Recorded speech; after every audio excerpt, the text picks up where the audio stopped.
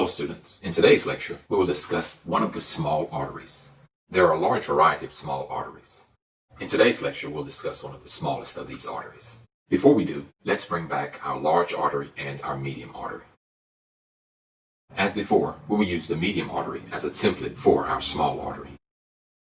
Let's make our copy of the medium artery smaller. We will use this smaller medium artery as our template for our small artery. As I mentioned before, there's a large range of small arteries. In this lecture, we'll only discuss the smallest of these small arteries. This smallest small artery is called an arteriole. A small artery is also known as a resistance artery. An arteriole is the smallest small artery.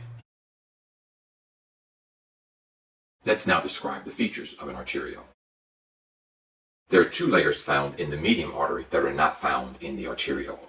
They are the internal elastic lamina, shown as a light blue color here, and the external elastic lamina, shown as a dark blue color here. Let's remove these two.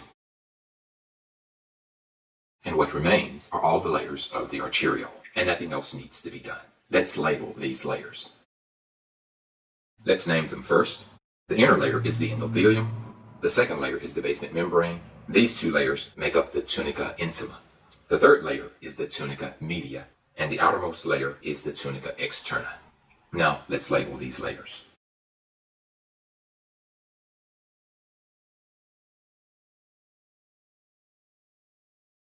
Here we have the endothelium, the basement membrane. These two make up the tunica intima, the tunica media, and the tunica externa. And these are the four layers of the arteriole. There's one additional point I would like to make in this lecture, and this has to do with the function of the tunica media. The tunica media is involved in making the lumen either wider or more narrow. This is the case for all three types of arteries: the small artery, the medium artery, and the large artery. Let's annotate that here. We will identify two functions of the tunica media: the widening of the vessel and the narrowing of the vessel. The widening of the vessel is called vasodilation, and the narrowing of the vessel is called vasoconstriction.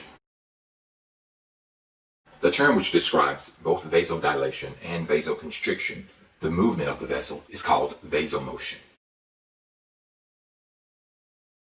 And so vasomotion is vasodilation and vasoconstriction.